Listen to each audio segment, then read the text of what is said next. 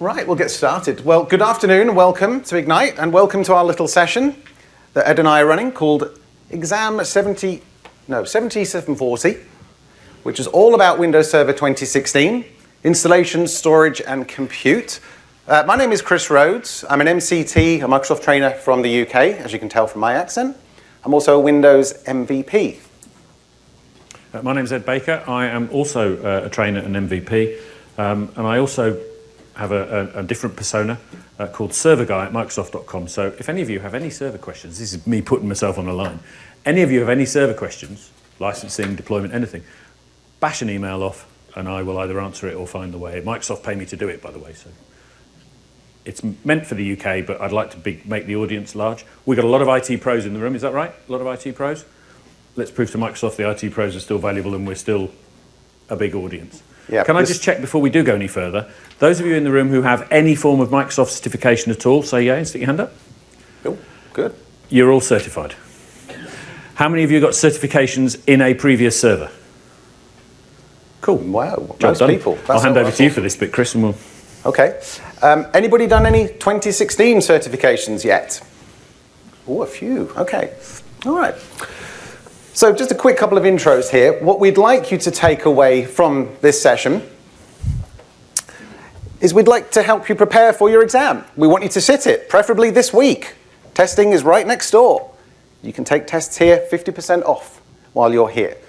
Now, whether you do it while you're here this week or you do it back at home when you're in more comfortable surroundings and you've had time to breathe and relax after the madness that is Ignite, and you had some more time to study and take on board what we've been telling you, we'd like you to take away a few things. We want you to take away some resources, some links, some information. This deck, we'd like you to take away the recording and watch it back several times over, because this won't all sink in. You won't be able to memorize all of this and remind yourself what you need to do to prepare for your test just in this 75-minute period that we have together. So I recommend you download this afterwards, play it back, pause it, stop and study when you're doing that, so you've got time to do some reading, play with your test labs, go on the web, watch from MVA recordings and so on. But what we're going to do mostly here today is give you the second key takeaway, which is a real deep dive on some of the areas on the exam objective domain. So we're going to walk through that, explain and break it down section by section. We don't have time to cover every single bullet point in minute detail. Our plan is to go 2 inches deep over 80–90% of this, but then to go a mile deep on that remaining 10 to 20%. So we're not trying to cover everything. This is not a 5-day class that we're trying to condense into 1 hour. It's just not going to work. But we're trying to give you some tips, some pointers, and expand into some areas that we think, hey, this is new, or you should learn this. These are some tricky areas, and to try and give you the benefit of our understanding and our experience as test takers as well. So a quick couple of things on general certification. Did anybody here do the Cert 101 session yesterday? Okay, a few of you. If you did not, and you're new to certification, which I think most of you said you were not, I recommend watching that back, because we're not going to spend too much time here on exam technique and what kind of questions might you expect. Please look at the Cert 101 session for that. But what we will spend a little bit of time on is just very quickly talking about the exams in general. And this is a certification that for some of you, if you've not taken any recent exams, perhaps I think there's a lot of hands went up saying that they had taken maybe 2012 or 2008 server exams, for example. Things have changed a little. Cloud is in more focus now. Cloud means change is quicker, right? So things adapt quicker. Azure means change. So these exams may need to be reviewed. If you're looking at this, watching this back online 2 years from when I recorded it today, you may actually want to go back and check that exam blueprint, because it may have changed since we've recorded it today. Please check that. Look on the web, see what's different in both the products, which isn't going to be a huge amount, but what's changed in the cloud and therefore reflected in the exam as well. So keep on your toes. This is part of the suite of technologies that start to get into cloud just a little bit. Not a huge amount for server. Certainly that's more the case for Azure. Quick thing on the exam, you can expect somewhere between 40 and 60 questions on your test. It'll vary. You'll get 2 hours to complete that with a 30-minute time at the beginning, or 15 minutes beginning and end for checking in and review. So it's kind of it's approximately 2 minutes a question, roughly, give or take. You'll be able to review the questions. There may be some that you can't. If you're doing a case study, for example, you'll be able to review that as a block and then move on. But you can review your questions at the end. If you're not sure what to do, you can come back and check them, review them later. you're going to need 700 points to pass. That does not equate to 70%. It could be higher or lower than that. It's standardized. But 700 points is what you're aiming for. So good news. You don't need to get 1,000 points. Okay? It's okay to not get 1,000. All right? You just need to pass. There are going to be some things you're going to see coming up that you'll think, uh-oh, I've never done that before. That's out of my wheelhouse. I don't understand that technology. I could spend 12 hours researching that, but you know what? It's only 5% of the exam. I could be strategic here and play on my strengths, which have higher weighted areas. So look out for those weightings as we examine this as we go through. Most of you here probably have this goal in mind. Would that be correct? Hands up who's trying to attain an MCSA in Windows Server 2016. Great, good to see that. So that means for most of you here, this may well be the first of 3, assuming you're doing it in number order here, first of 3 exams that you'll need to take to obtain that certification. Some people may have done 742 first, and that's fine. It doesn't matter what order you take them in, as long as you've done all 3. For many people, their journey starts right here. I'm expecting that to be the case for probably 90% of people in the room. 740 is usually, well, just going on the sequential numbering here, that's probably where you're going to start, and it's the obvious start point for somebody who's new to this track. When we examine the splits here in the areas on the test, you can see what I mean about the different weightings. So study wisely, these areas are not marked exactly the same. For example, installing Windows servers in host and compute environments is 10 to 15%, whereas implementing high availability, 30 to 35%. So you need to be mindful of that when you're studying, when you're working towards this goal. Okay, proportion your time wisely. So what we're going to do next is walk you through these main areas, section by section, point by point. Like I say, going deep in some areas, speeding up through others, but we'll try and give you some insight into what sort of skills and knowledge you need to be able to ace this exam across each of these 6 areas. So with that, I'm going to hand over to my colleague Ed, who's going to talk about the first section, installing Windows servers in host and compute environments. Thanks, Chris. You'll all have your own study methods. Nearly all of you passed an exam or one or more exams, as you've indicated. My personal study method, I open a OneNote, I download the objective domain into that OneNote, and then I put lots of hyperlinks around each individual object in that. If it says install, I go and install it. I read all about installing it, and I put screenshots and that sort of stuff. Works for me. It might not be the way you do things. Bearing that in mind, each of those sections that Chris mentioned, we had 6 sections in the objective domain. Section number 1, which was only 10% to 15% of your exam, has a large number of subsections, from determine what you need to install it, all the way through down to managing server core, managing nano server, installing roles. PowerShell, who loves PowerShell? Not lots of hands, but not enough hands. If you're into Windows and you're into Microsoft and you're into any technology and any administration, guys, you absolutely have to know PowerShell. I would suggest that between 50 and 80% of these questions will have some element of PowerShell. Whether it be right or wrong, it will have PowerShell. It absolutely will. And of course, we're looking at licensing and automatic virtual machine activation as well, which is a bit of a dark art for a lot of people. A lot of these sections will hit areas that you, day to day, do not touch, do not use, and do not think about. Those are the ones you need to deep dive into and really examine hard. Guarantee you, if I was to take this exam tomorrow, I would have to look at this bottom one, and I'd have to go and revise that, on the off chance I might get a question. Because KMS and AVMA, I know certain bits about it, but it's not something I keep in my head every day because I don't do it every day. Let's go into the first section.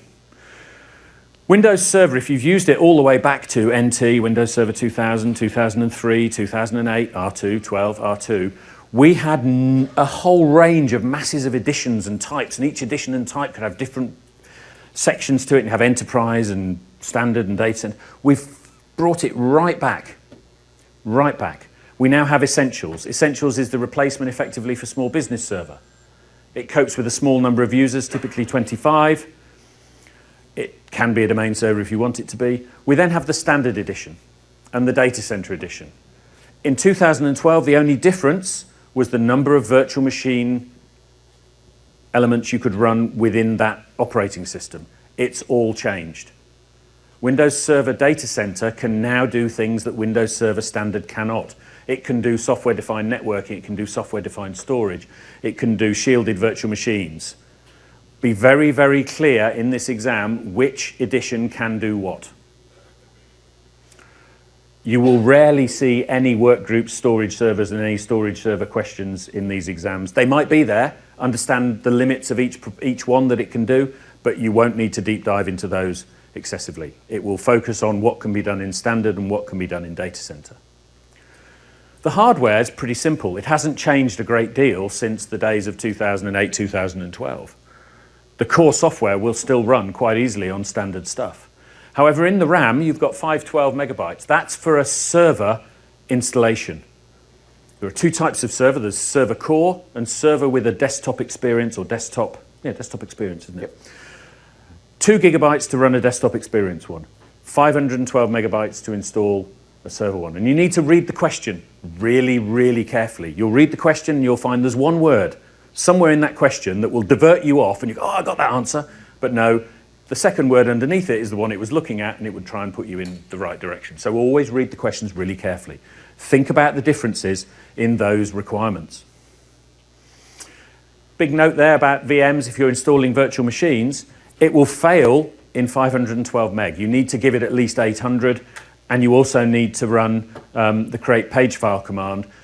The the docs.microsoft.com, all Microsoft Server docs are now in docs.microsoft.com/Windows Server. That's where you'll find these little command bits of goodness that will tell you the bits you need to do. If you want to use Secure Boot, you will need to have an updated UEFI 2.3.1. If you want to use shielded virtual machines, you will need a TPM 2.0, not 1.1 or 1.2, 2.0. Not many servers are delivered as standard with 2.0, so you won't be thinking in that way. Installation requirements. These have not changed pretty much at all. I'm going to talk about upgrades, but real world, anybody upgrade a server? No, good. Glad I got that. Move on. You'll notice, if you can see that graphic, it no longer mentions the word core. The default installation is the core installation. That's no GUI. It's cut right back. That is the default. The desktop experience adds all the extra things you need to update, things you need to manage, things you need to use. Very, very few roles require desktop experience. WDS does. There's a couple of others. Know those roles, because there's a section specifically on installing roles, and it'll ask you a question. Make sure you know the role. Ed, is there not another way that's not on here as well? That's the next section. I know. Don't steal my thunder. I'm helping you. Look. Oh, NanoServer. Who loves NanoServer? Anybody use NanoServer? Is anybody else crying like I'm crying that in October the 17th, NanoServer will no longer be available in the normal data center edition? It'll be only for containers. Anybody know that yet? So here we have a difficulty. We have server. The exam isn't going to change for a little while, but in the new RS3 edition, NanoServer won't be there. But the exam will still have it because it's still available in the current edition. Always remember, things do change and you can catch it up. So NanoServer. I'm fairly certain, unless you're a Linux user, any Linux users in the room? Going to use words you might not understand, so like reboot. So when you install stuff like Windows Server, it requires new stuff like updates. And some of those security updates require reboots. 26 on average in 2014 for a desktop experience. 14 for core. NanoServer would have required 2. So that's why they built NanoServer, to cut it right back into a tiny piece. However, you can't just deploy it from the disk. So if you get a question about NanoServer and it's talking about put the disk in, do that, you can't do that. You absolutely can't do that. NanoServer can only be installed in a couple of ways. It's stored in a folder on the distribution media. I was about to say a disk. Nobody uses disks anymore. ISO. You download it, you use ISOs and stuff. And it's stored in a folder, and you import some PowerShell, and you run some pretty cool PowerShell. Everybody moaned about that, so Microsoft made a GUI for it. What does the GUI do? It runs the PowerShell in the background. But it's a good thing. It's designed to run, and here's a word, or a series of words that I'm going to ask you to explain, born in the cloud applications. It won't run SQL Server with a GUI. It won't run anything with a GUI. It's absolutely tiny. It'll run in about 150 megabytes of RAM, and it'll run on an image that's 600 meg big. Standard server image, 5 gig. So it's designed to do those sort of things, and it's designed to run containers, which Chris will cover a little bit later. It's also designed for nested Hyper-V, which I'll cover a little bit later. So think about Nano Server. It's only 64, for the whole server's only 64-bit, and it will run in a very, very small space. It can run currently as a VM or as a physical device, as a bare metal device. You can install Nano. In the future, you won't be able to do that, so I'm very sad. A lot of roles are available on Nano. You can do DNS, you can do file servers, you can do clustering, you can do a Hyper-V host. You can't do things like Active Directory. Know the roles you can and can't do on Nano. Be clear on those. These are the sections in Nano Server it's going to ask you questions about. And if anybody's never seen it, that's what you get to see when you've installed a Nano Server. It is not designed to be used at all from this interface. It's designed to be used either with remote server admin tools from a client or a server, or it's designed to be used with PowerShell automation and PowerShell remoting. Tiny, I've done all this, tiny, done that, done that, done that. Those are the main roles it will use until October. There's the folder you'll see. It'll be stored as a WIM. The WIM is the whole Nano Server Windows image file, WIM, 142 megabytes big. That's the whole operating system. However, it's useless, completely useless until you add the roles you want in it. So you tell it when you install it, I want failover cluster, I want Hyper-V host, and then you add those packages. Here's an example of the package files. You can use, we all love DISM, don't we? Deployment Imaging Servicing Module, DISM. It's still available, they're never going to kill it. DISM exists. You can use the DISM commandlets in PowerShell, or you can use DISM on its own to deploy the packages into a VHD if you want to. Each of those roles has its own package. You can also, in the modern world of updating from online repositories, where's our Mr. Security? He won't like that very much. You can use package providers. You can use online repositories of packages, and you can pull those packages down using those commandlets. So don't think you can only do it from the media that comes. You can do it online as well. All very simple. Who can't love PowerShell? Find, save, install. Really simple stuff. Really simple stuff. You can also take the Windows image file and convert it to a VHD and deploy the VHD manually if you want to. So first of all, you copy the whole of the Nano Server folder to a read-writable folder on a standard disk. And then you use convert Windows image. And actually, the PowerShell creation tools actually call this PowerShell commandlet anyway. This is in the background. You give it a source path, you give it where the VHD is going to be, you tell it what format, whether it's going to be VHD or VHDX for a Generation 2 virtual machine.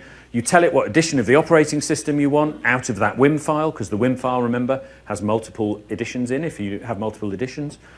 And you whack it in and you then get a VHD you can boot as a virtual machine, or indeed boot a standard machine from it. You can also do some really clever stuff using XML. And you can add IP addresses and usernames and passwords, and you can join it to a domain as well, if you want to. I would, though, expect Nano Server questions like this to be phased out over the next 6 to 9 months. As the new server comes in, they're less likely. The exams are updated regularly, and I imagine they will phase out the current Nano Server questions. So if you've studied hard already, now's the perfect time to have a crack at it. Nano Server can be managed in any way remotely that any server can be managed. You can use all the web tools, all of the remote server admin tools. You can use PowerShell remoting. You can use standard Hyper-V commands to manage it. You can build your own stuff to manage it. You can use PowerShell DSC and DISM commands to manage it. And you can use all this really clever development stuff at the end using partner frameworks with lots of acronyms I don't actually know very well, like Ruby and PHP and Python and stuff like that. Now, The second time Ed's going to cry today. Last year at this conference, Jeffrey Snover introduced server management tools, which is managing any server anywhere in the world from an Azure browser. That's dead, that's gone. It was only ever in preview. There is a brand new one called Project Honolulu, which isn't in the exam because it's not been updated yet. It may well be, it's a separate product, and that is an on-premises web browser version for managing your servers. There may be the odd question left in about server management tools, so you need to understand, read about it. The documentation is still there in docs.microsoft.com, but you won't be able to use it as a preview because it has gone. It's tough, this, isn't it? Things change quickly. We said this at the And this top. isn't even cloud. Wait till you get to the Azure ones, which change daily. So I'm not even going to go into server management tools because if you get the question, you're unlucky because you can't even prep for it, really. But trust me, to use a web browser to do live PowerShell into a server was just brilliant. They've replaced it. There's now PowerShell in Azure, but we're not doing Azure today. Then we're looking at images. What images can you use? What can you use to deploy? So we need to look at server virtualization. We step to step. No, we haven't. It's all right. It's in that one looked in the wrong place. Look at Linux. You can put Linux in your VMs if you want to. How do we update our images? What do we use to add hotfixes to online and offline images? How do we service them? Do we use DISM? Do we bring them online and do other stuff? What do we do? Know how you can do all of it. I can guarantee you the questions are not designed to trip you up. They're just designed to work out whether you understand what you're being asked. That doesn't say they're all easy, but they are designed to understand what you're being asked. This is 2 feet 2 inches. I'm not going into that in detail. So plan your VHDs, plan your virtualization, and plan everything very well. Anybody use the map toolkit? Assessment and planning toolkit. Download it, play with it, use it, look at it. If it's important enough to be in the OD, it's important enough to actually download the tool, install it, and look at it. It allows you to discover everything in your network, to work out what you're going to do with it, tell you whether the hardware and software in your inventory will work with these solutions. It's been updated to Windows Server 2016 now. And it allows you to work out what virtual servers what servers you will need to put your VMs on, and whether or not your current physical infrastructure can be managed in that way.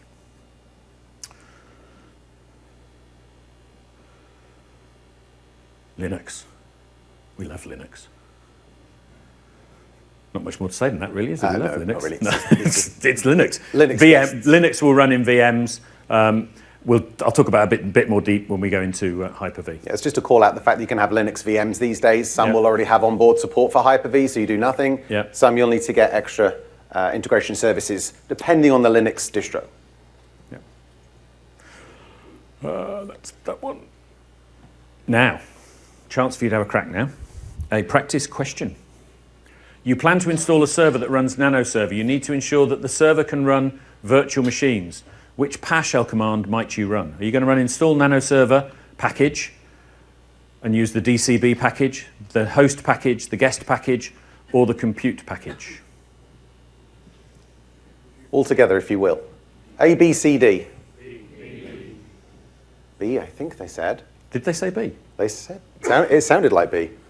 Are they right? Okay. Put them out of the misery. Do you see that? Compute is your host. Compute is your NanoServer Hyper-V host. Say again? Did marketing decide that? Marketing decide everything. No, do marketing know what PowerShell is? So each of these sections has got a quick top tips area. The one thing I have to say is that this deck, which you won't see today, is about 130. Oh, there's more slides. About 130 slides. We're not giving you them all in the presentation. You will get them when you download them. They're just hidden because there is so much stuff we wanted to talk to you about that you would have just sat there and gone, PowerPoint, death. We don't want that. But it's useful. There's some links in there and you can download it and use it. So tip number one, there are lots and lots and lots of examples where you might need to understand NanoServer and all its opportunities, which is frustrating because you're losing that facility. Map Toolkit, they like Map Toolkit. Understand the setup.exe. Understand the switches that go with it. Understand how you can do other things. How would you run a setup.exe? How would you use an unattend switch, an unattend that's stored somewhere else? That sort of stuff. Just check it and practice it. I'll give this one back to you, shall I? Thank you. Okay. Storage. So the second section we're going to address this afternoon is storage solutions. And you might think, yeah, storage sounds a bit boring, it's just disks and stuff. But actually there's been some pretty exciting developments in storage in Windows Server 2016. And actually they fall right here into this first exam. So although that might seem a little bit daunting, some of this tech would normally be pushed off into a later exam, some kind of advanced exam. Nope, it's right here in the very first one people are going to come across. So some of the things we'll talk about here are relatively easy, and you might have done them before if you're an old-timer like me, but we'll run through them anyway. But we're also going to talk about some of the new tech as well. So some of the parts I'm referring to that are relatively easy involve things like configuring disks. While some of that hasn't changed too much, it's essential you know how to do it and the different ways to accomplish it. Ed's already mentioned the importance of scripting and PowerShell and command line. Anybody can click buttons in a GUI with a mouse, and that's not really what we do in data centers. We like to automate, we like to standardize. You're more likely to run a command line, whether it's diskpart or a PowerShell command. Those are the things you need to focus on. So you may have created a partition on a Windows disk before, who hasn't, but learn how to do that the server way with scripting and so forth. So when it comes to configuring disks and volumes, look at that. Look into more detail, especially when it comes to things like the differences between NTFS and REFS. I won't embarrass you by putting you on the spot and asking you that now, but ask yourself, do I know the difference? Are there any differences? Tiny ones? Find out what they are. There are some crucial decision-making questions which might lead you one way or the other. Okay? You've got to find out what those little factoids are. Some of the easier parts, which you should be able to master quite quickly if it is new to you, is knowing the difference between MBR and GPT. One very quick way of understanding that is how big is the disk you're trying to set up here. If it's larger than 2 terabytes, you have no choice. You have to have GPT partition tables anyway. MBR would be game for anything smaller than that, and GPT is also valid for smaller ones too. When you provision a new disk, it'll ask you how you want to play that. Know the different file systems. FAT has been around for a long, long time. No file permissions there, of course. NTFS, you've probably come across file permissions, compression, lots of other attributes, in EFS, encryption. With REFS, it's a slightly different gambit, but it's mostly similar to NTFS. So you can use file permissions and folder permissions, but you can't do certain things like NTFS compression. What you do gain is better reliability. That's what the R stands for. So find out what's involved here. Why would I go for NTFS? Most people's default choice, I expect, if you were formatting a disk these days, would be NTFS, right? That would be my default. So when would I go for REFS? Find out. Don't tell me now. Find out. That's what you need to learn. Okay? Know about virtual hard disks. We don't just use them in Hyper-V. You can attach virtual hard disks and create virtual hard disks inside of the disk tools as well, whether or not you use them ultimately in conjunction with a Hyper-V virtual machine. Maybe you use a VHD as a way of making some files very portable and copying it to another server, having that server mount that as a drive and open up those files. That's perfectly valid. But some of you here would probably only think that VHDs are used in conjunction with VMs. Also know, as Ed mentioned, the difference between VHD and VHDX files. This is not new. This has been around since 2012. If you knew that, great, good for you, easy mark.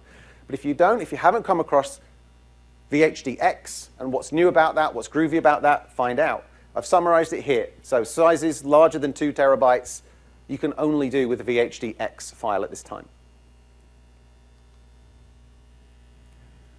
There are lots of ways to play around with the disks. It could be the command line. It could be server management. Server manager. That's where, if you're a GUI person, that's where you'll probably go to set up disks. And there's a lot you can do in there, such as storage spaces and setting up volumes in there as well. So it's entirely up to you, but please learn all the variant ways of doing tasks. Sometimes the GUI is good, but let's not rely on that. Know how to do it in the PowerShell or the command line tool also. It is a tall ask. I've said here that there are 150 plus PowerShell commandlets. Are you saying we've got to memorize them all? No, not all of them. But look at where you're doing a task. How would I make yourself find out? If I'm setting up a storage space, what would be the commandlet for that? If I'm doing it in the GUI, force yourself to go and find out what the equivalent PowerShell commandlet would be for that task. So things get a little bit more complex as we step up from basic things like formatting disks to creating more complex storage on a server. With server storage, there's a whole ton of things you can do. Who's created a storage pool before? Hands up. About 30, 40%, that's good. All right, these have evolved slightly. If you've never done them before, the storage pool is essentially a big bucket of disks that you can throw in of different sizes, capacities, types. You can throw them together in a pool. You can then combine them and make more useful things out of them. So you can create some RAID volumes, for example. You can add redundancy in there. But you can combine them. So this is a great way of being able to take, let's say, a few smaller disks, bolt them together, and present that as larger storage to an application running on your server. You can also thin provision. So you can present storage to a server or an application that's way bigger than the actual underlying storage itself. And we do that through thin provisioning. All right, so play around with that. If you've never done that before, you can do that on any virtual machine. You can play around, add some sample VHDs to it, bring those into a pool, play with that if you've never done it before. See me afterwards if you don't know how. Okay. Once you do your pools, you get to then play around with virtual disks. Not virtual hard disks, virtual disks. Yeah, sorry, that's confusing. A pool contains one or more virtual disks that you establish with various different RAID options as you see here. You can also have hot spares as well. One thing that will catch some of you out is knowing the numbers. What's the minimum required quantity of disks to do X, Y, or Z? So I've spelled them out for you here. If you're doing a simple volume, there's no resilience there. Just one disk is enough to make that up on the physical layer. If you're doing a two-way mirror, aka a RAID 1, you just need 2 physical disks underneath to make that happen. However, a 3-way mirror is not 3 disks, it's 5 disks. There's extra resilience in there because we're protecting against 2 simultaneous physical drive failures with that arrangement. Similarly for parity, you'll need at least 3, but if you want to have protection against 2 simultaneous drive failures with a parity volume, you're going to need to have 7 disks minimum. Okay? Easy numbers to remember, but those numbers don't necessarily sit logically. Also know about how to connect to storage on the network or even present storage to the network. Windows Server has iSCSI Initiator built in to connect to other storage on an iSCSI array on the network or to present that through an iSCSI target. Configure both. Have 2 servers in a test environment, one with the iSCSI target presenting some storage, one with the iSCSI Initiator to connect to that storage. Disks will then show up as local disks as far as the other server is concerned. The Initiator is built in. You just need to configure that and away it goes. Point to a target using an IP address, a name, usually with some security on there. Storage replica. If you haven't had a go at this, this is brilliant. This is a way for you to replicate any old storage across to another server, either in the same data center or between data centers. It can even be in Azure. Run this in Azure. This is very useful for cluster solutions or where you've got an application where the application needs to have a copy of the information in a highly available way in 2 different places. You're trying to protect against, for example, server failure, disk failure. You can use this as a very generic technology that's application agnostic. It's very simple. You might have paid for hardware solutions that do this in the past. All right, now you can do that through software. Find out how this works. It's well worth setting this up and demoing it. All you need to do for this is 2 machines minimum, a volume on each, and you can create this by adding some services. It's pretty straightforward. Data center only. Good call. Data center only. Good call. Yeah, you did mention some things are standard only, some things are data center. This is a data center only feature. Good point. Data dedupe is one of my favorite features. We can turn this on to deduplicate blocks within files on a volume.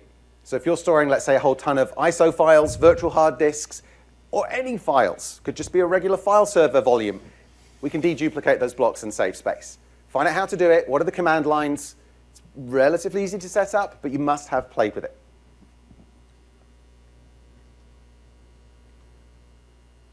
Practice question. So let's say we're going to create a storage pool on a Windows Server 2016 machine that will provide storage for an application called App1. You need to ensure that App1 can still function if the server suffers 2 disk failures. Let's see who was paying attention. What should I create? Yes, sir. B, I heard C. I heard C and B and... I'm not sure. we've heard all sorts here. We need to provide for 2 disk failures. So is a simple storage layout going to help me with 7 drives? Nope, no resilience. Because you've not pulled it, Chris. It's not storage space. Good point. A mirror with 5 disks? Could be. Let's have a look. It is the correct answer, B. So again, C would need 7. Parity would C need would 7. require 7. Parity would need 7. Correct. All right. So learn the numbers. Okay. Let's hand it over to Ed for section 3. Hyper-V, virtualization. We all love virtualization. It's de facto standard now. 5 years ago, it was like, will we move into virtualization? Not now. Other people provide virtualization. And virtualization over the years has become a numbers game. And I guarantee you now, look at the numbers that Hyper-V will now support in terms of RAM per VM, RAM per host, virtual processors per VM. Just understand those numbers, and nobody will ever need a VM that big, but just know you know those numbers. Because sometimes you get what I call a less than optimal question occasionally, where it's just based on numbers that you just need to remember. There are fewer and fewer of those in exams, but occasionally you do get them. So Hyper-V is broken down into a number of sections here. Install your management tools, install Hyper-V, delegate virtual machine management, and then we talk about PowerShell and PowerShell Direct. Lots of things have leapt in functionality since Server 2012. We now have things like PowerShell Direct. So there are a lot of PowerShell commandlets that now have the VM name parameter in that allow me to connect direct to a VM without any networking. That's new, it's exciting, expect question. The new stuff is going to get asked questions on. So learn about PowerShell Direct and how you manage that and how you use it. Here are some numbers. To be able to use virtualization in Windows Server 2016, it is different to Windows Server 2012 and 2012 R2. There is an additional feature required, SLAT, which was always required on Windows 10 and Windows 8.1, but is now required on the server. SLAT is second level address translation. It's a memory thing. You either have it or you don't. It's not something you can switch on. Your machine either supports it or it doesn't. Just be aware that you may get a question about, you want to do Hyper-V using this table of machines, which machines are relevant. If SLAT isn't in there, you can't use it.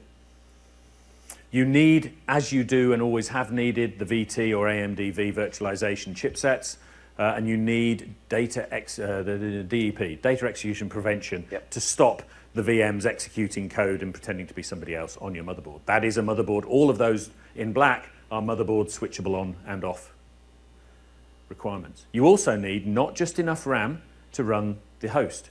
You need RAM to run as many workloads as you're going to run in virtual machines. It's probably also worth calling out the TPM that you mentioned before. If you intend to run shielded VMs, this is where an administrator is not allowed, a host administrator is not allowed to hop on to a guest machine. That's something you can optionally turn on, but that requires TPM hardware on the host. So otherwise, it's optional. So Host Guardian Service might appear in this exam because it's a role you can install. Shielded VMs are required for, Data Center Edition is required for shielded VMs, but the roles and functions around shielded VMs and Host Guardian Service are not in this exam. They're in a more 4.2. Yeah. 4.1, one or the other. I can't remember which one it is exactly. But you may get questions mentioning shielded VMs because you're talking about a TPM, and you may get questions mentioning Guardian Service because that is a role. So just be aware to know all of those things. And we've got a much wider range of guest OS support, and the guest services integration tools are now available through Update as well. The tools to run this: PowerShell, hooray, Hyper-V Manager, and RSAT tools. So you can run RSAT on Windows 10. The benefit of the RSAT tools at this level now is they are now, you used to have Windows 8 had to be the right RSAT with the right server. Now Windows Server 16 RSAT tools will manage downscale on servers as well. That's new. PowerShell Direct I've mentioned, absolutely awesome tool. You might get a question, I don't know if there are any, but you might get a question. You've got a VM, the networking's broken, you can't get in it. What do you do? Dead easy. You just run enter ps session /VM name because you can get in through PowerShell Direct, unless it's shielded. Nested virtualization, hooray. There's another virtualization platform that exists that has for years and years and years and years crowed about this particular feature. This feature is accidental for us. It's here because of containers and nested Hyper-V and Nano server containers. That's why we've got this. Use it. You can now run in your own environments. You can build a server. You can add another server inside that as a VM, enable nested virtualization, and put VMs on the internal server that is already a VM and play to your heart's content. So you can now build whole lab infrastructures to test yourself and study. It has to have certain requirements. If you're going to do it on Windows 10, it must be the anniversary update. I imagine all of you have got anniversary update by now because the Creators Edition is out and the next one's out in 2 weeks' time, so I imagine you'll be within 2 editions. If you're going to use nested virtualization, the VM you're going to put the nesting in must be Generation 8, a Generation 2 VM and at version 8, which is equivalent to the same thing, and it must be an Intel processor with those requirements. You also must do a couple of other things, which I'll show you on the next slide, but you must tell, with the virtual machine off on the host, you tell the virtual machine that its VM processor extensions are switched on. Then you switch the virtual machine on, and hey presto, you can install Hyper-V. A couple of other areas on this. You cannot have dynamic memory on it, and you either need to enable MAC address spoofing on it, or you need to use a NAT switch on the inside, otherwise you cannot use this. So several areas in this slide and the previous slide, nested Hyper-V is brand new. Expect questions. Build it, play with it, use it, test it. It's the best way of learning. And NAT switches are new as well, aren't they, for Hyper-V in 2016? Well, it's actually, I'm lying, it's not a NAT switch, it's a new NAT object. It's an object within a switch, to be specific. But it is new. It is brand new, yes. In configure virtual machines, there are a whole bunch of settings. Anybody not run a virtual machine in Windows Server? So you know how to do it, but just really laboriously open the GUI, go through the settings and look at every single one. Switch the virtual machine on.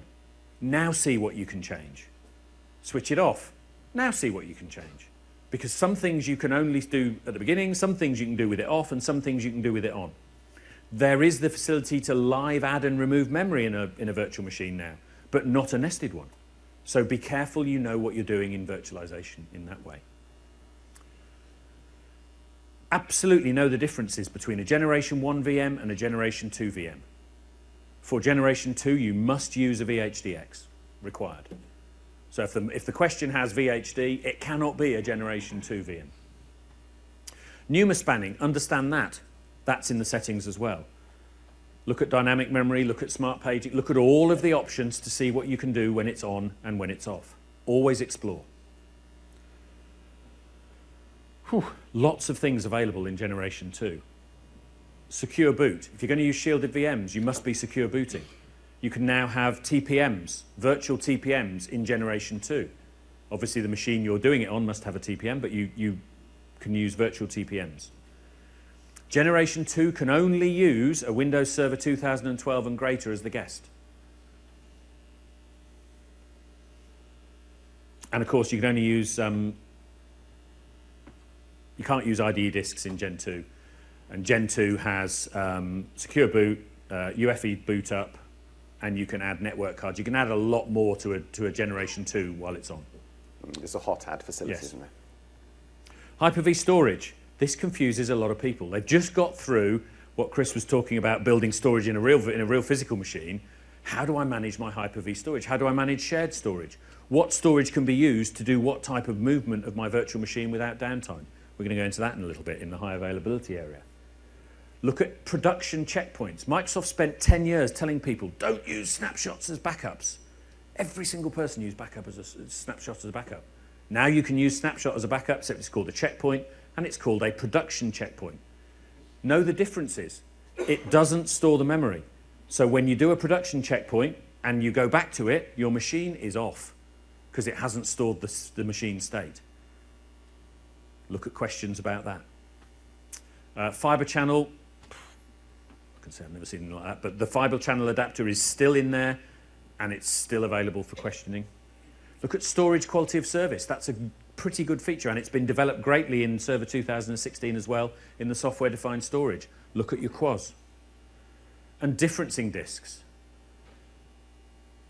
Anybody not know what a differencing disk is? Differencing disk. So it's like parent-child disk. You create a disk, you put an operating system on it, you sysprep it, you seal it, you make it read-only, then you install a new VM, you point your disk at that disk. When you start it up, the deltas and the changes go on the differencing disk. Performance is now quite good, but you wouldn't use it in production. So think about when people are talking about in questions about differencing disks and production, think about whether you would use it or not. If the question doesn't mention lab or test, you're unlikely to want to use a differencing disk. Types of disk, I'm going to whiz through this because you've mentioned most of that. Know the difference between fixed, dynamically expanding and differencing. And I'm going to go back to REFS. Windows Server 2016, if you create a 1 gigabyte disk in REFS, it'll take about 1.5 seconds. Fixed disk. If you create a 1 gigabyte fixed disk in NTFS, it'll take not much longer. Do the same for 100 gigabytes in NTFS and REFS. REFS will create the 100 gigabytes in exactly the same time, 1 second. It makes no difference. It's that much better. Understand the differences between NTFS and REFS. And data dedupe especially. It's huge. It's changed massively. Shared VHDX. If you're going to use shared storage for virtual machines, it must be VHDX. More applicable really to the high availability we'll cover in a little while, but it must be a VHDX to share storage. Hyper-V networking. Masses of change here. Remember switching and teaming your switches. We can now do that both in the GUI and in PowerShell, and Windows Server has introduced switch embedded teaming. Switch embedded teaming is for storage-defined networking, so that when you've got a load of machines you want to make changes to, if you make a change to the switch, you don't have to have the credentials to get into the VM. So just be aware that switch embedded teaming is there. There's a PowerShell commandlet. You create a switch, you point it at network cards. Any VM that connects to that switch is de facto teamed. Worth thinking about. It is in this exam, but not as much as in the 741.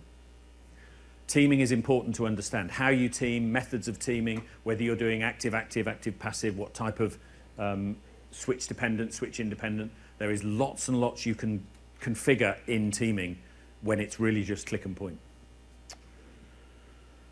Nothing in there really.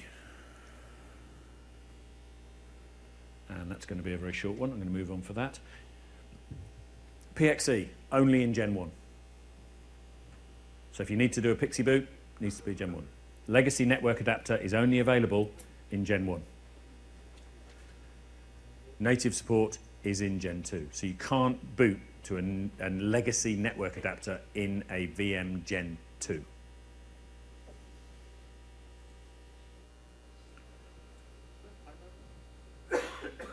Was there a typo? Go back. We tried not to get them all where?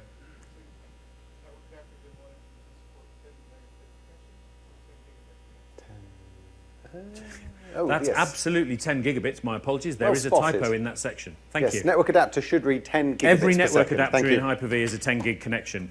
Prize, you've got some swag, sir. I'll bring you some swag in a minute. That's your swag, by the way. I have to donate my service. Check them. Okay. Virtual switches. Know the difference between external, internal, and private. Who can communicate with what with an external, an internal, and a private? Sounds really simple, but the questions can be very confusing about you've got this VM and this VM and this VM, you want to do this but not allow this. Which switch should you connect it to, or what switch should you create? Understand that as well.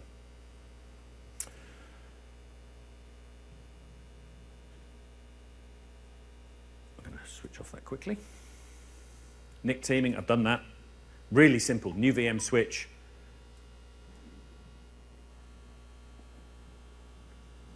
Going to switch on that one as well, because I'm behind now, aren't I? You're going to shout at me in a minute. Practice question. You plan to deploy a Hyper-V based nested virtualization solution onto a number of servers. The nested servers need access to the internet. You have the following virtual machines available. You need to identify which servers from the following table can be used for this purpose. Shout. Shout. D. We're saying D. Okay. So I'll talk you through that one. Server 1, it's a VM7. It's not going to happen, is it? Server 2, It's a standard external network switch. We mentioned it must be NAT or it must be MAC address spoofing. So it's got to be 3 and 4. Sometimes with those kinds of questions, you've got to make sure you're looking at the right column. Oh. Okay, so the fact that it was nano server or standard or whatever, irrelevant. It's the networking that's being called out. Yeah. There will be distractors in every area of every question, but they do check very carefully that A, they're right. They will never ask you anything that is physically, absolutely, you won't get an answer that can't be done, ever. So know the difference between the switches, know how they work, understand the advanced NIC settings, understand the hardware, things like VMQ and virtual receive side scaling, that sort of stuff, and teaming. Teaming's big. Containers. Containers, wow, if that wasn't enough to follow, let's do containers. All right, containers is a whole brand new thing for Windows Server 2016. It's something that just came in, and there's a lot of interest for this. It is part of the exam. You're expected to know it. You may never use it, some will, some won't. In reality, a minority of you probably will, but you should have... Quick test. Who's used containers? Ooh, like There you go. 5%. 5% of people there, roughly. It's Docker on Windows Server. So. So yeah, this is one where you want to create a test lab and play with it and try it out. It is a bit confusing. Let's try and explain some of that as we go along. But as you can see, the kinds of things that you're going to be asked about is how do I deploy support for containers on a Windows server? How do I create a container-based server?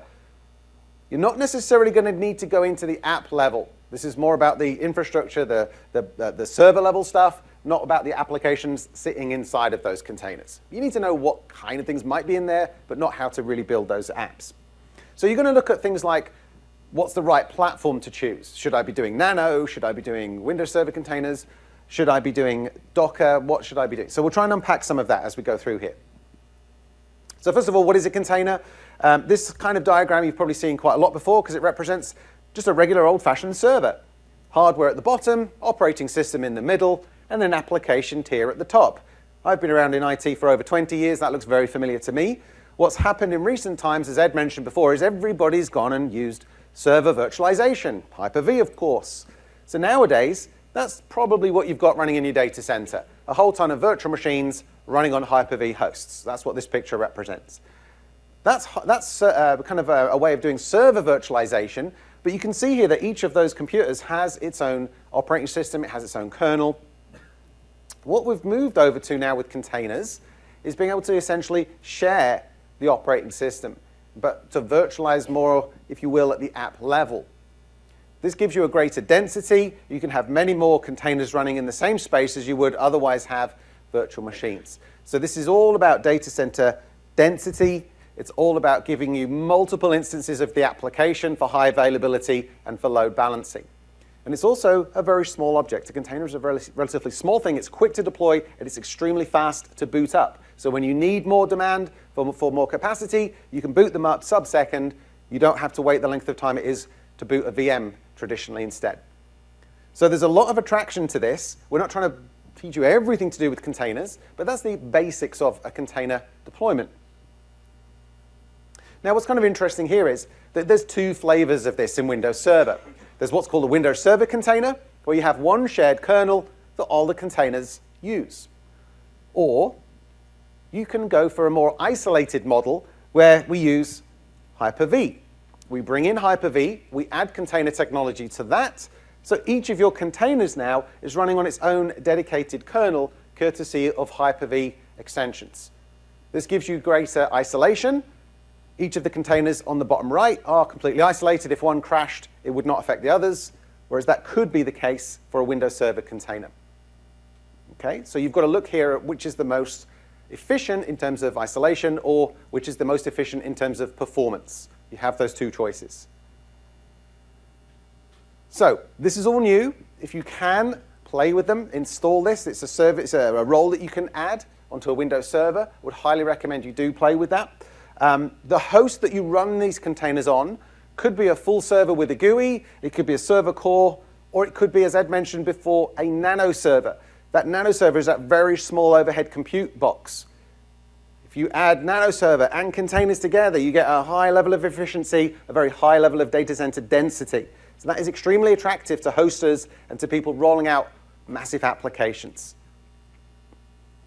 It's new for all of you guys. So play with it.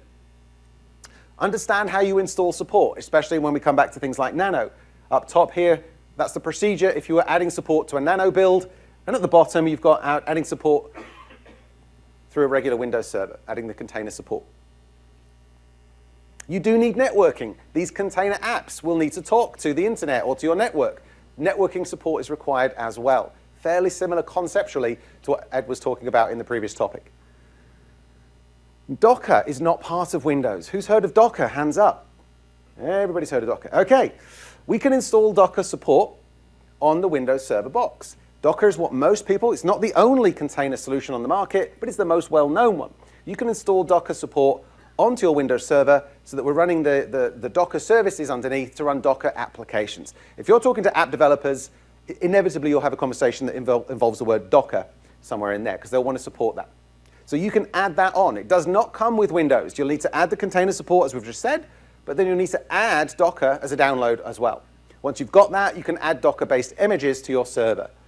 There's quite a few steps here. It sounds pretty complex. It is relatively complex, but it's not that difficult to set up in a test lab. And there's examples of this online as well.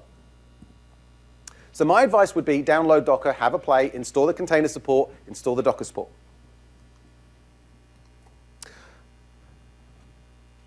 Have a look at the Docker Hub and the repository for those images too. All right, know how to manage these. Again, it's going to be things like networking and PowerShell type tasks that come up frequently around this. Let's have a quick practice question on this. Your company is developing an application named App 1 that will run Windows Server 2016. App 1 is very resource intensive. You plan to deploy App 1 on a new Windows server. You must make sure that App 1 does not interfere with kernel resources on the server. How should you deploy App 1? Given that we've just been talking about containers, that should get rid of half the answers. You're saying D? What's the right answer? D is the right answer. Okay, cool. Well done. So top tips here from this section. Find out more. That's my call to action. It's all new. Hardly anyone's touched this. Find out more. Download, experiment, play. You can do all that in a VM. Okay? Learn a little about Docker. Don't get too overwhelmed by that. Your exam is not going to ask you Docker questions really, but you do kind of need to know that because that's the native, that's the main, it's not the native, big pardon, that's the main technology that people will use. Find out more. Okay. This next section is 30% of your exam, potentially. We've mentioned lots about go and do it. I'm going to point you to a really useful resource that's entirely free, TechNet Virtual Labs. Go onto TechNet, search for Virtual Labs, go into Server 16. A lot of what we're talking about, software-defined storage, software-defined networking, containers, Nano, 1 hour long labs, detailed instructions. If you haven't got the experience to build your own infrastructure, you can use those. They're excellent. Top tip. Okay, high availability. This is all about when things go wrong. You want to stop them going wrong, and if they go wrong, you want to make sure that what you're running doesn't go wrong.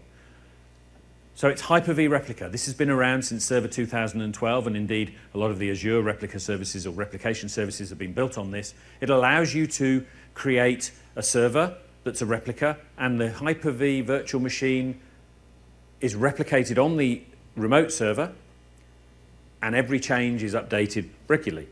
In 2012 R2, we added step change. You can now replicate to another and replicate on one further. Hasn't changed dramatically in Windows Server 2016. We need to look at live migration. That's moving a virtual machine from one host to another with no downtime at all. Look at shared nothing live migration, which is a fairly scary concept, but is pretty awesome.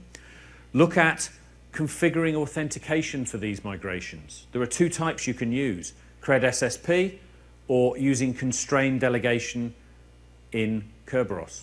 There are some extra steps you have to do in Windows Server 16 for constrained delegation.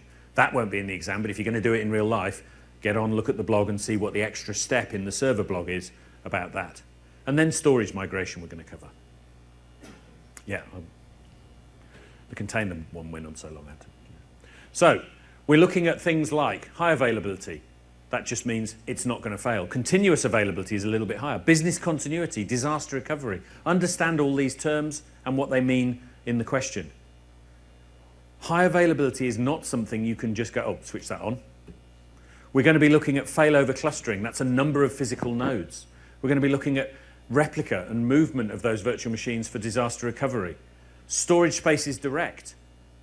You need to understand it, but not implement it in this exam. You need to understand what it does, how it does it. And then network load balancing.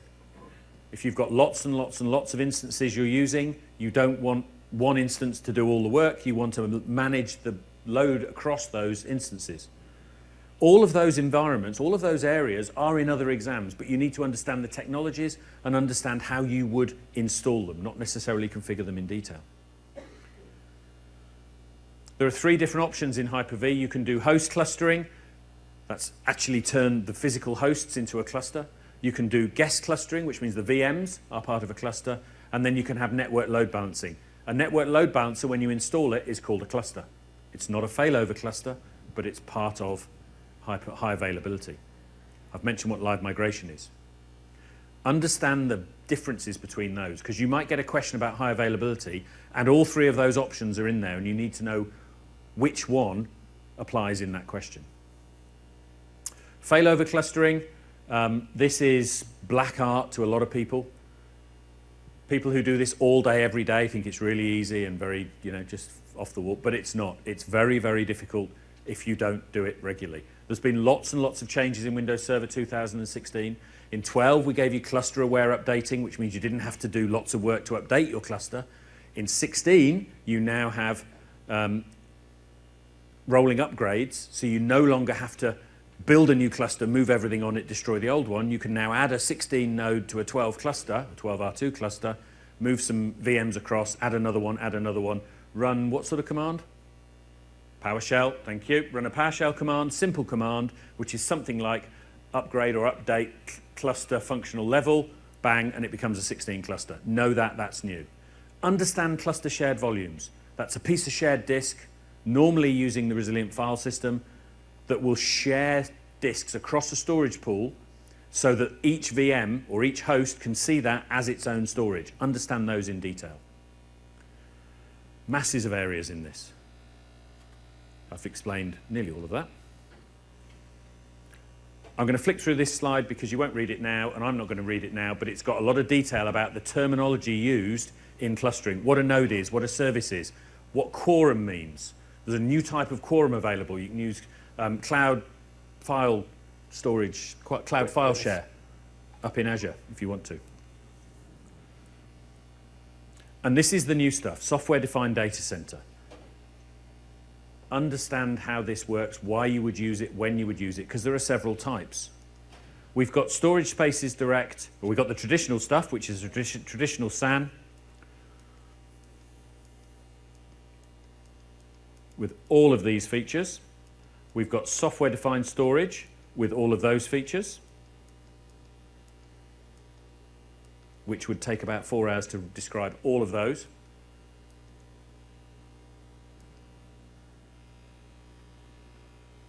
What type of storage can you use?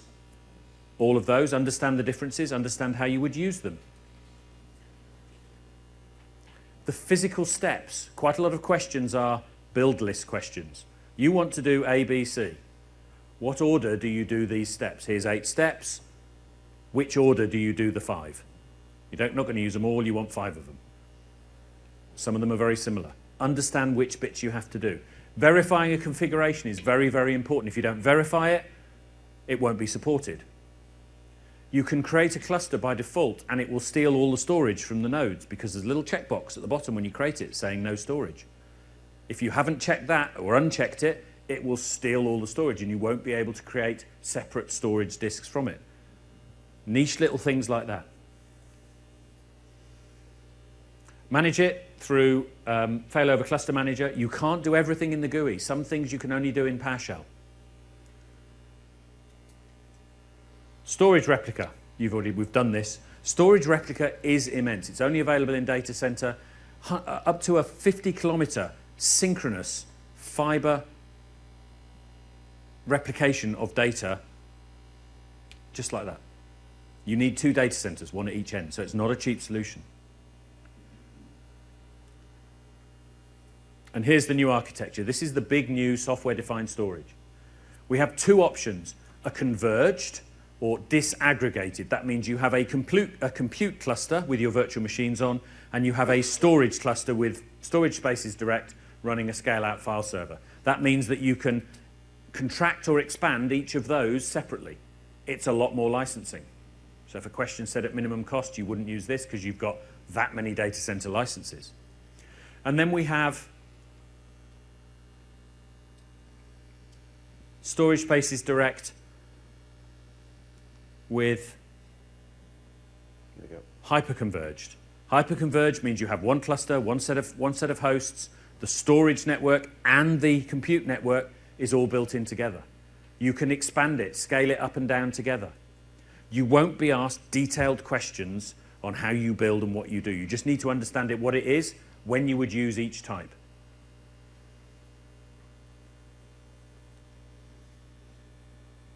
And then the usual management and monitoring. And if anybody's like me, management and monitoring is the worst section. It's quite small, but it's the detailed little bits about whether you'd create one of these and whether you create one and how you do it. And I regularly, when you get your test result, you get these long bars. Managing and monitoring on mine is always a real low one because I find I don't spend enough time learning about those managing and monitoring.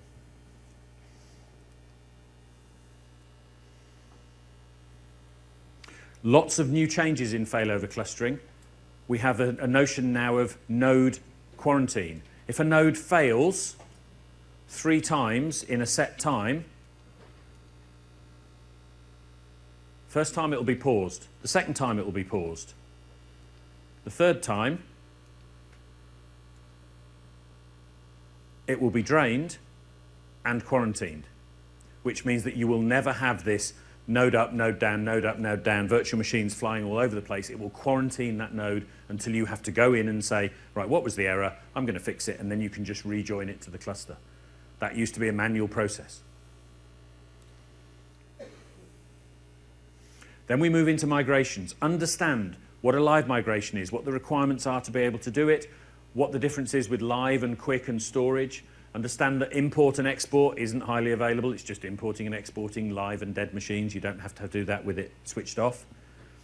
New feature called network health protection. That's worth looking at as well. And also drain on shutdown. That's a useful slide. That should answer 50% of your migration questions. Network load balancing. Build one. Forget it. There's not an enormous number of network load balancing questions in Server 16. In the software-defined networking one, absolutely, because there's a whole new service, network controller, that builds a whole new set of load balancers built on Azure load balancing, and they're focusing on that a great deal more. But you need to understand what it is, you need to understand how you install it, and what you do to run it. When you would use that over a failover cluster. Traditionally, load balancer would be in front of web servers, stateful stuff, and the data would be stored on your VMs on your failover cluster. Practice question. You have 2 host servers that run Hyper-V named Server 1 and Server 2. You plan to move a virtual machine named VM1 that runs a line of business application from Server 1 to Server 2. You need to minimize downtime taken to move VM1. Minimize downtime. Now that doesn't say you need to have no downtime, but it's actually meaning that because there is an option in the answer that says no downtime. So that's an interpretation question. It doesn't say none, but there is an answer option that says none. And we're saying that is what? Live migration. It's not as fast, but it gets it done with no disruption. You've got 5 minutes for monitoring. Easy. That doesn't sound like it's planned, but it absolutely was, because you've got the slides, and as you can see, monitoring is not the most popular topic as we move into it. Now, we've kept this piece short because most people here would probably have experience in some of this stuff.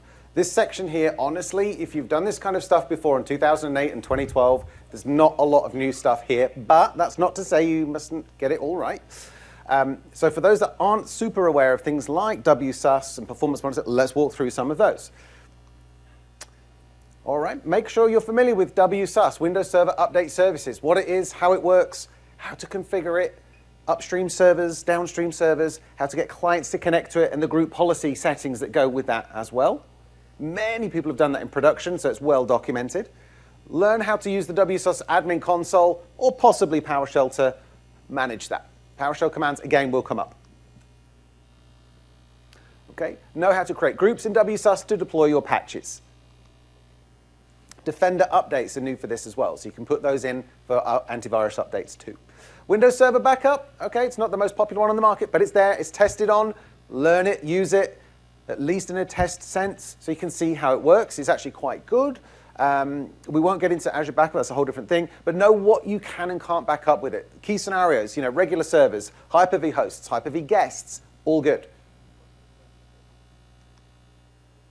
All right, monitoring your servers. You need to know some of the main tools, Performance Monitor, Event Viewer, but also in specific terms, I'm going to call out a couple of things here. We've probably all seen, who's used Performance Monitor before? Quick show of hands? Yeah, thought so, move on. Okay, but look at things like data collector sets, less well-traveled path inside of that tool. So this is where you can record that performance information and look at it later in those graphs. So you can set it up to record and then come back later. Surely everybody uses that when you build a server for your baseline. Performance baselines, absolutely. There are a couple of other associated tools. Know which is the right one for the right task in hand. Performance Monitor, Resource Monitor, kind of similar. Do different things, play with both. They're relatively straightforward. Which brings me on to my practice question. You plan to deploy a new website to your web server tomorrow.